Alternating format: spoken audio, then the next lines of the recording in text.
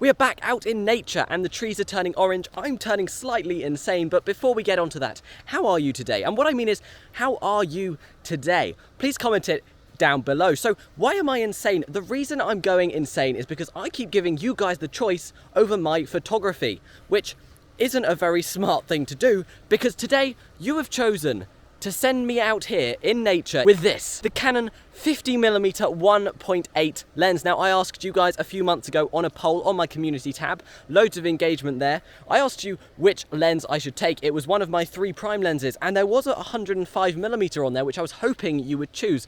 But instead you chose the middle lens, the 50mm lens, and I'm assuming it's because this is the lens that most people have, because it is an amazing lens. So we're taking it out. We've got the Canon 7D Mark II here, and we're going to be seeing what photos of wildlife we can get. Now, it's going to be difficult because we don't have the reach. We can't zoom in on animals far away. Furthermore, it's not a zoom lens at all, meaning we have no variability in the lens. What we do have, though, is good quality. So we may be able to crop in if we can get relatively close to a subject. The weather today isn't awful, it's not raining, and it was sunny earlier. Now it's about 2 o'clock in the afternoon, and you can see we have an overcast sky, which means we have a very soft light, but there's not too much of it. Now that is good when it comes to this lens, because we have an f-stop of 1.8, which is a very low f-stop, allowing us to get lots of light into the lens and still get photos with low ISO. So we can be using that today.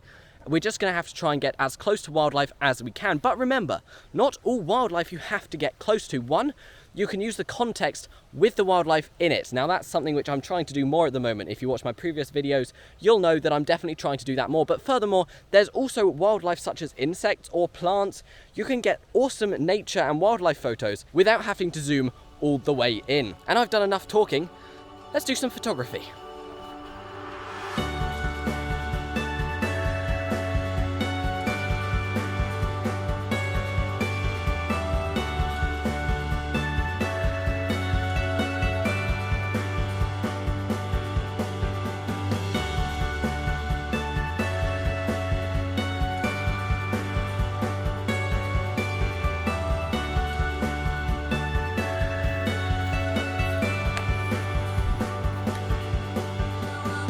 And the first photo is going to be a nature photo. So here we have an oak tree. Now there's loads of oak trees, and so we can look along the tree and find a nice looking acorn or some leaves. Now lots of the acorns have gone brown, but I've just found there's a green one up here that looks quite nice, and it's just finding a nice looking one. And then what we're going to do is we're going to take the photo. Now I'm going to look for some which are slightly deeper and lower in the bush. The reason for that is we're going to be quite close in, and we're going to use a lot of bokeh to make the photo stand out, so it's not just like someone took it on their phone. But that means we don't want the branches to be moving too much, or it'll be moved out of the small depth of field we have. So hopefully one which is lower down in the bush will be less affected by the wind, because we do have a light breeze today, which is shaking these leaves a fair bit, as you can see. And I have one just here, not sure if you can see it.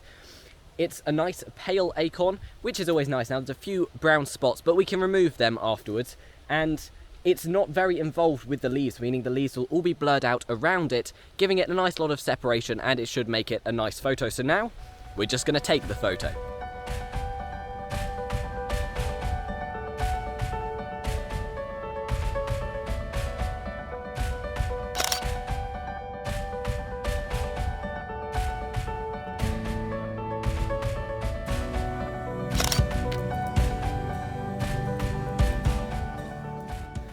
We have a poo incident. Yes, believe it or not, I'm not sure if you can see that. Somehow, it's got all over my leg.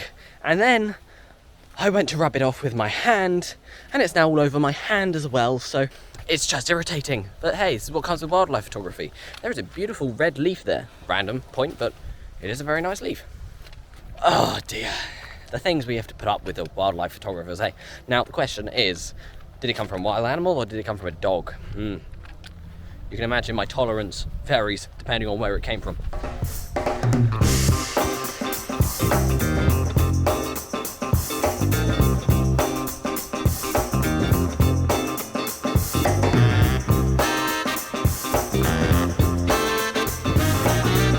And the sun has come out to make it a little bit better. Now, my hands smell of grass, which is better than what they smelt of before.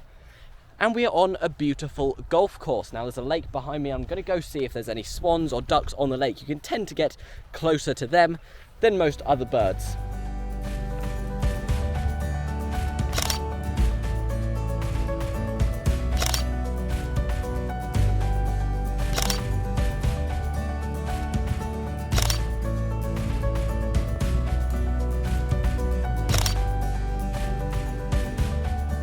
And we got a few photos by the lake, not of any birds because there were no birds there except for one moorhen who was all the way on the other side. We got some photos of some dragonflies, and it was very difficult. Without the zoom, it's very hard to actually frame them right. So I was on a higher aperture so I could try and get more in focus, because the camera also struggles when it's trying to focus on a tiny little speck. But we did get a few photos. I'm gonna have to crop in on them, meaning the resolution won't be as good, but the photos in themselves I'm quite happy with. And then just a few scenic lake photos. Now there's a random sofa here, which is a bit strange. Let's see what we can find.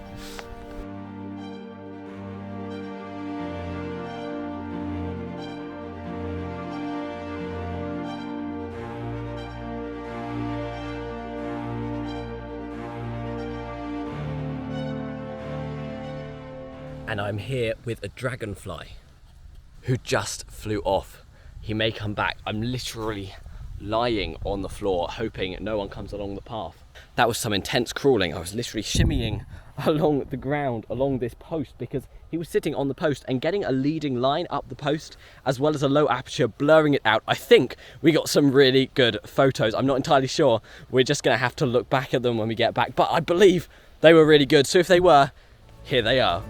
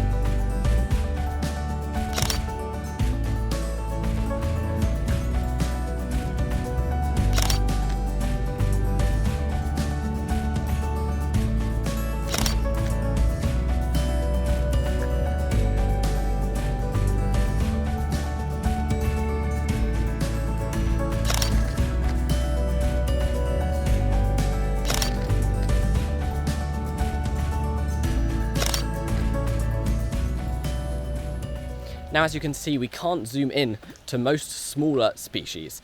The swans are an exception, but this lens really doesn't have the zooming capabilities. And today, the sky is a bit grey. The sun did come out briefly, but it is a bit gloomy, which means there is quite a lot of ISO, which also means cropping isn't ideal.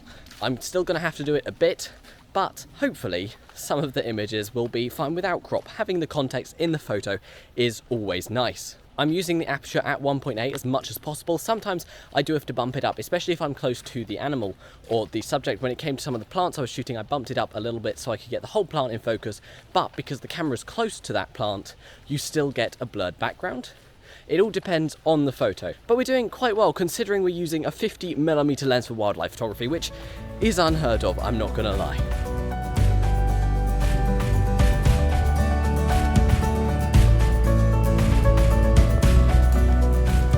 We are on a farm as we speak, and we might get some cool photos here. There's nothing saying we won't. From this video, I think we've seen that for wildlife photography, it's very difficult to use the 50mm. Now, it's not impossible, and you can do wildlife photography with it.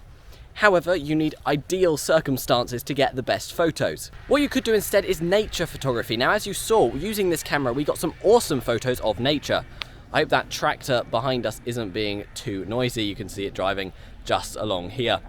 But the low aperture on this lens and the fact that with nature you don't have to be miles away, you can get some awesome blur, you can get some awesome photos and it can be really cool. So this lens is great. Now, we're not reviewing this lens, we're just using it for wildlife photography so you guys can see what it's like. And I hope today's video has given you an accurate representation of what using this lens for wildlife photography is like. I hope you enjoyed this video. If you did, please like and subscribe. Go check the links in the description to my Instagram, my shop, and my website. I'd love to see you there.